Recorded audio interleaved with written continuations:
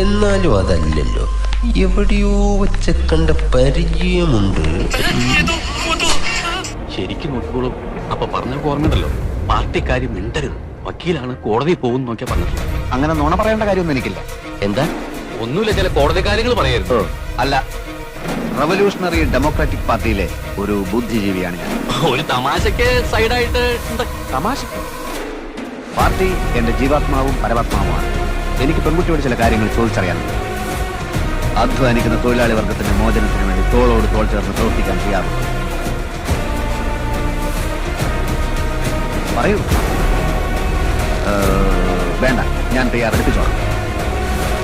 കുട്ടിയുടെ സാമൂഹ്യ ബോധം എനിക്കൊന്ന് പരിശോധിക്കാം. ബൂർഷ്വാസി കം സെലിം എന്ന് പറയുന്ന പുസ്തകം വായിച്ചിട്ടുണ്ട്? അല്ലെങ്കിൽ downtrodden a question mark, അഡിൽ സക്സലിയുടെ പുസ്തകം? അതുമല്ലെങ്കിൽ ദാസ് ക്യാപിറ്റൽ?